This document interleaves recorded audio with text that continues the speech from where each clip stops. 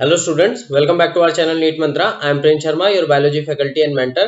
So student NEET 2020 के बाद अब हमारा टारगेट है NEET 2021 जिसमें आपको 330 प्लस मार्क्स लाने ही है। तो उसके लिए हम क्या है ये ड्रॉपर्स के लिए हमने रिवीजन सीरीज स्टार्ट किया है। इसमें जो भी एनसीईआरटी के इम्पोर्टेंट पॉइंट्स हैं वो हमने यहाँ पे इकट्ठा कर लिए हैं और उनको हम डिस्कस करेंगे। तो मैं आपको बॉटनी पढ़ाऊंगा और डॉक्टर विकास जहांगीर आपको क्या है जूलॉजी पढ़ाएंगे। तो हम लोग सबसे पहला जो चैप्टर ले रहे हैं वो कौन सा है, सेल बायोलॉजी। ओके, तो ये हमारा सबसे फर्स्ट चैप्टर है। तो आइए इसको स्टार्ट करते हैं। पहले इंट्रोडक्शन ले लेते हैं, कुछ बेसिक बातें जो सभी को पता है। जितने भी ऑर्गेनिज्म है क्या है, सेल के बने हुए हैं। ठीक है, all organism are composed of cell. कुछ ऑर्गेनिज्म होते हैं जो सिंगल सेल होते हैं, उनको हम लोग क्या बोलते हैं, यूनिसेलुलर बोलते हैं। और कुछ ऑर्गेनिज्म में बहुत ज्यादा billions of cell, million of cells पाए जाते हैं, जैसे कि ह्यूमन बीइंग है ना, उनको हम क्या बोलते हैं, मल्टी सेलुलर बोलते हैं। ठीक है, जो सबसे स्मॉलेस्ट यूनिट है लिविंग ऑर्गेनिज्म की वो क्या है, यूनिसेलुलर ऑर्गेनिज्म। क्यों? क्योंकि जो यूनिसेलुलर ऑर्गेनिज्म है उनका इंडिपेंडेंट एग्जिस्टेंस होता है और वो जो लाइफ को प्रोसेस करने के लिए लाइफ प्रोसेसेस जैसे कि आपका न्यूट्रिशन, रेस्पिरेशन, ये सारे प्रोसेसेस क्या है, परफॉर्म कर लेते हैं। कोई भी ऑर्गेनिज्म जो सेलुलर लेवल से नीचे है, जैसे कि वायरस हो गया, उसको हम लिविंग नहीं मानते हैं। ठीक है, so what is cell? So cell is basically fundamental structural functional unit of living organism. तो इसको समझते हैं। फंडामेंटल मतलब सबसे बेसिक यूनिट, सबसे छोटी यूनिट। जैसे कोई घर है, उसमें सबसे छोटी यूनिट क्या होगी, उसकी ब्रिक होगी। तो वैसे ही क्या है, सेल क्या है, एक फंडामेंटल यूनिट है। स्ट्रक्चरल, सेल से ही क्या है आगे स्ट्रक्चर डेवलप हुए हैं। जैसे आप सब लोग जानते हैं, सेल से टिश्यू, फिर टिश्यू से ऑर्गन, और ऑर्गन से ऑर्गन सिस्टम लेवल। और फंक्शनल लेवल, फंक्शनल लेवल जो सारे फंक्शन होते हैं सबसे पहले वो कहाँ होते हैं, सेलुलर लेवल पे होते हैं। जैसे सेलुलर लेवल पे हम लोग एक एग्जांपल ले लेते हैं, सेलुलर रेस्पिरेशन। ओके, तो ये कहाँ हो रहा है, सेल लेवल पे हो रहा है। ठीक है, तो इससे बेसिकली पूरी बॉडी को क्या मिल रहा है, एटीपी मिल रहा है। तो ये functional unit of living organism है। सबसे पहले सेल किसने देखा था, रॉबर्ट हुक ने, डेड सेल है ना। और किसमें देखा था, स्लाइस ऑफ कॉर्क में। ठीक है, लिविंग सेल का क्रेडिट जाता है एंटन वन लोएनहॉक को, है ना। और न्यूक्लियस का क्रेडिट आता है रॉबर्ट ब्राउन को। तो ये तीनों नाम आपको याद रखने हैं। ठीक है, उसके बाद सेल थ्योरी। सेल थ्योरी क्या है, किसने दी थी, बेसिकली शेल्डिन और स्वान ने दी थी, जो कि अपने किस पे, प्लांट्स और एनिमल पे काम कर रहे थे, है ना। ठीक है, तो और उसमें एक और बात किस साइंटिस्ट ने जोड़ दी थी, रोडोल्फ वर्चो ने। और उन्होंने एक अलग ही भाषा में एक बात बोली थी, ओमनिस सेलुला ई सेलुला। ठीक है, तो आज की डेट में सेल थ्योरी को हम कैसे समझते हैं, इसमें दो सबसे इंपॉर्टेंट पॉइंट है। जो पहला हमने इंट्रोडक्शन में सबसे पहला पॉइंट पढ़ा था वही है कि जितने भी लिविंग ऑर्गेनिज्म है वो किसके बने हुए हैं, सेल के बने हुए हैं या फिर सेल के प्रोडक्ट के बने हुए हैं। जैसे हम लोग ह्यूमंस हैं, ह्यूमन क्या है, ऑर्गन सिस्टम लेवल पे है। ठीक है, हम लोग ह्यूमन ऑर्गन सिस्टम लेवल पे हैं। तो बेसिकली ये कहां से आ रहा है, ऑर्गन, ऑर्गन के नीचे है क्या है, टिश्यू, है ना।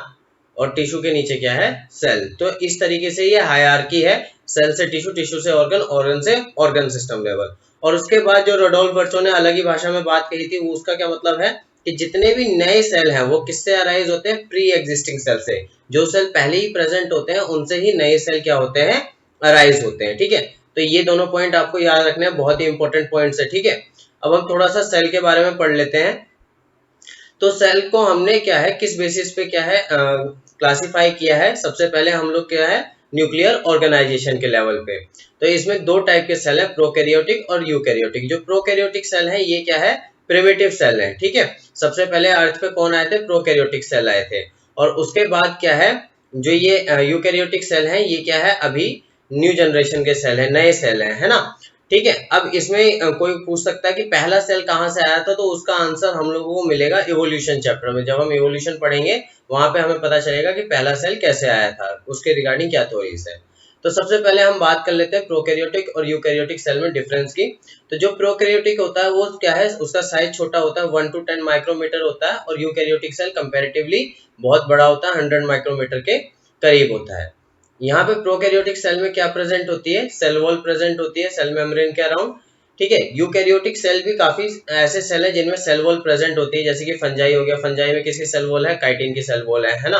प्लांट सेल में किसकी सेल वॉल है, सेलुलोज की सेल वॉल है। ठीक है, तो सेल वॉल तो है पर अलग अलग टाइप की है। ठीक है, और एनिमल में ये क्या होती है, सेल वॉल एब्सेंट होती है।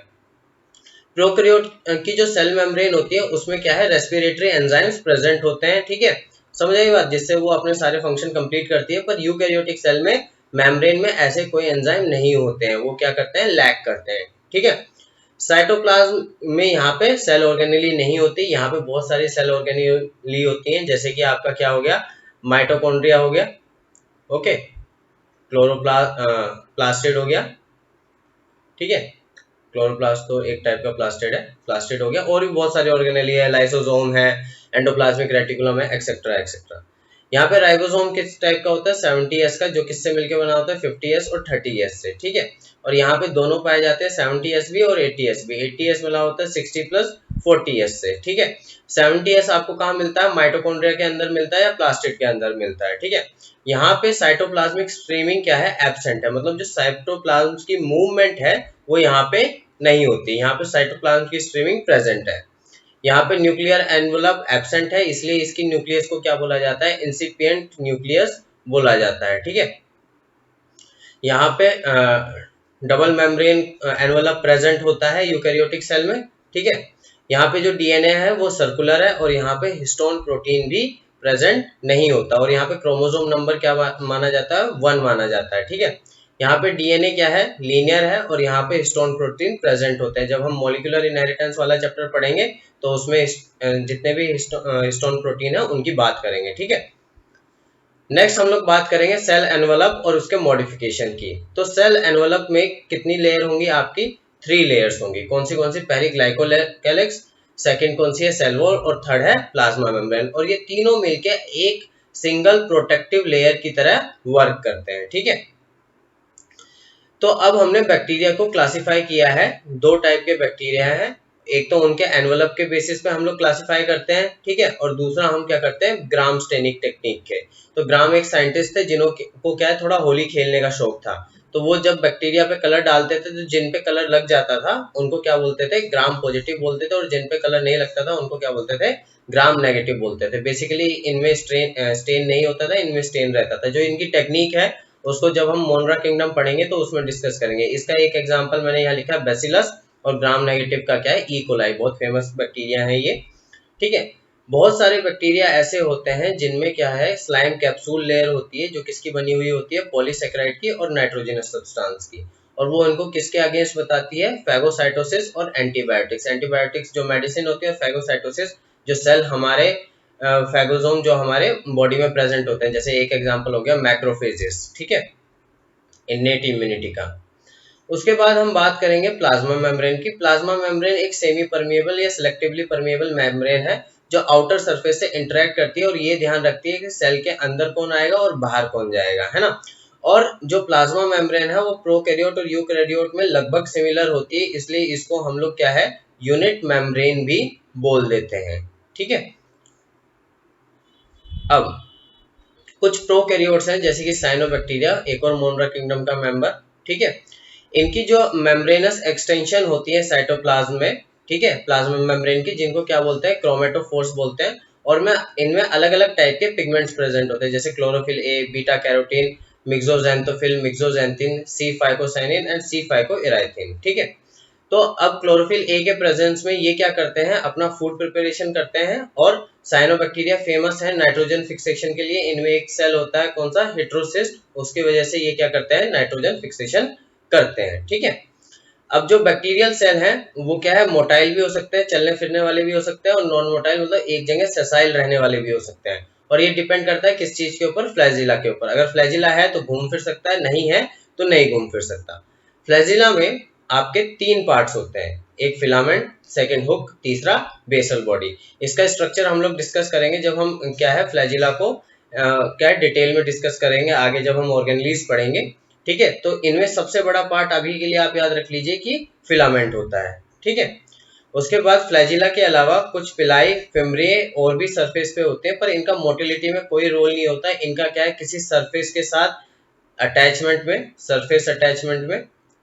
और जब बैक्टीरिया में हम लोग क्या है, रिप्रोडक्शन पढ़ते हैं, तो वहां पे पिलाई का जिक्र होता है कि पिलाई 2 बैक्टीरिया को जोड़ने में मदद करती है, सेक्स पिलाई बोलते हैं इसको। ठीक है, नेक्स्ट हमारे पास है राइबोसोम। अब जो साइटोप्लाज्म है वो ग्रैनुलर होता है, किसकी वजह से? क्योंकि वहां पे क्या प्रेजेंट होता है? राइबोसोम, 70S राइबोसोम, है ना? किसका? प्रोकैरियोटिक का या फिर माइटोकॉन्ड्रिया और प्लास्टिड का।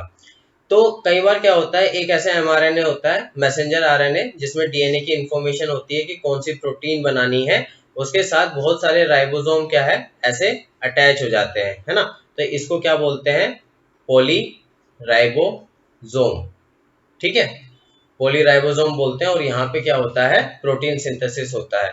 जब हम मॉलिक्यूलर इनहेरिटेंस में ट्रांसलेशन पढ़ेंगे तो पूरा आपको ये स्ट्रक्चर एक्सप्लेन होगा। यहाँ पे अलग अलग साइट होती है, पी साइट होती है, ए साइट होती है और एक ई साइट होती है।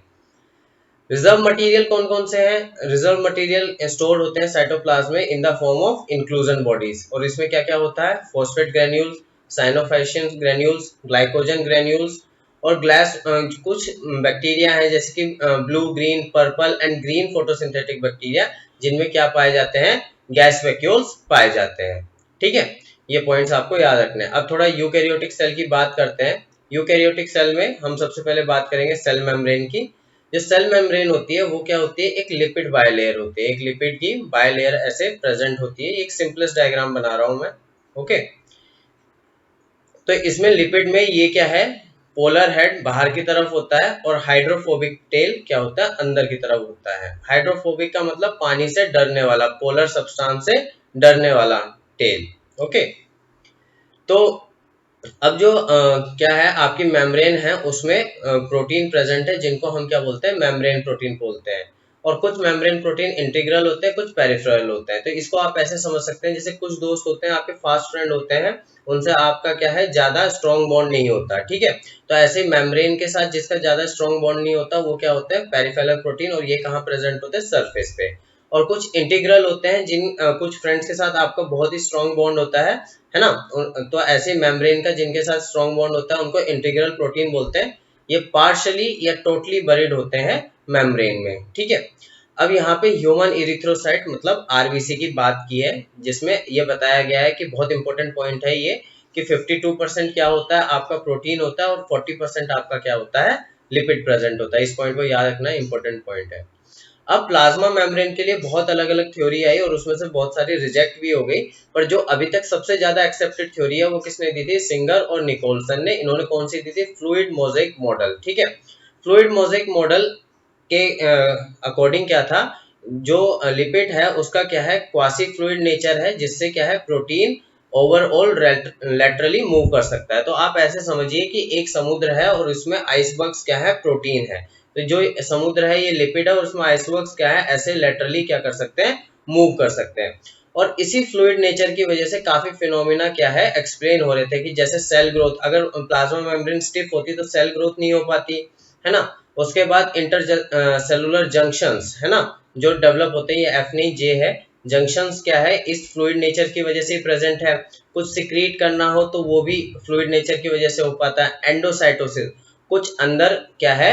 लेना हो, फूड मटेरियल अंदर लेना हो। एंडोसाइटोसिस क्या होता है? कोई भी फूड मटेरियल अंदर लेना हो। एंडोऑस्मोसिस होता है वाटर की एंट्री, ठीक है। एंडोसाइटोसिस होता है किसी फूड मटेरियल की एंट्री, ठीक है। और उसके बाद सबसे इंपॉर्टेंट सेल डिवीजन, जिससे क्या है? ऑर्गेनिज्म आगे ग्रो करेगा, अगर मल्टी सेलुलर ऑर्गेनिज्म है तो।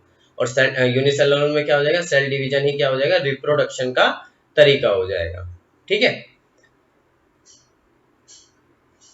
उसके बाद देखिए, अब ये जो मेम्ब्रेन है, मेम्ब्रेन में क्या बोला था मैंने? सेमी परमेबल या सिलेक्टिवली परमेबल, सबको एंट्री नहीं है।